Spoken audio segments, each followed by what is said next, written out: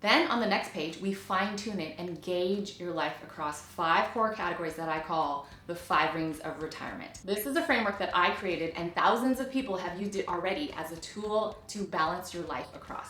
A healthy, active, and engaged retirement life balances across the 5 rings of retirement.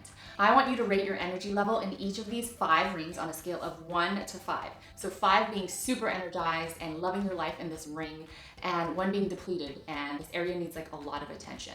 I'll quickly walk through each of the 5 rings because you'll find that there's a lot of crossover between them with certain activities from the first exercise.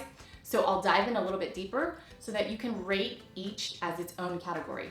Growth includes so many things: lifelong learning, new experiences, classes, even work. The main takeaway here is our bodies are meant to continually grow throughout our entire life. So your hair and your nails grow just like your brain, and your experiences are meant to grow. Some people might even say our spirits and our souls are designed to grow, depending on what you believe. But the way we treat our brains should be like any other muscle in our body. So if we allow ourselves to get lazy and if we don't challenge ourselves to learn new things and to grow and develop as people, our bodies are likely to decline so much more quickly. Community. These are your relationships, your social life, and your engagement level in your community. So that means friends, family, neighbors, coworkers, classmates, partners in crime. There is such a strong correlation between social interaction and your health, especially among older adults when it becomes more difficult to meet new people, when like you're less inclined to be around coworkers, for example.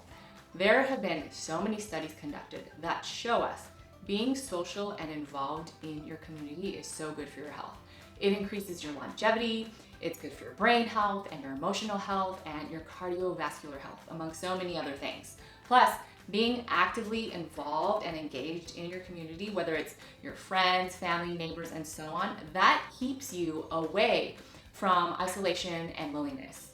So this is an area of your life that you want to pay attention to. It's health, which is so huge. So paying attention to how your everyday life impacts not only your physical health, but also your mental and your emotional and your brain health is super critical as well. We all know that diet and exercise are the way to prioritize our health. We also need to keep in mind the lifestyle choices we make, and brain plasticity and cognitive exercising are a big part of that. Giving back, this is where we find our sense of purpose. By contributing in a one way or another, whether it's volunteering, caregiving, gifting, or leaving some sort of legacy, this is where we find our sense of impact and purpose.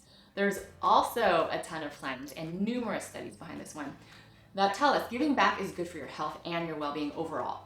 One of the studies found that even simple things like giving practical help to your family or your friends and your neighbors, that lowers your risk of dying.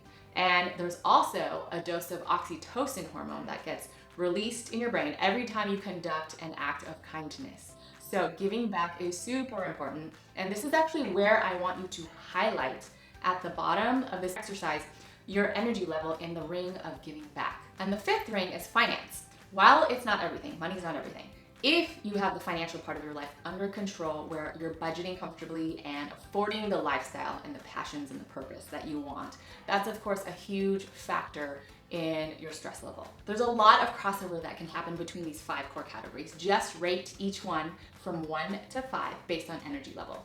These are the 5 main areas that make up a hugely important framework to balance your life across. So for this post-career purpose finder, I want you to write down your giving back rating on the bottom line. Again, because that's where you will find a sense of purpose by giving back, serving, and helping others.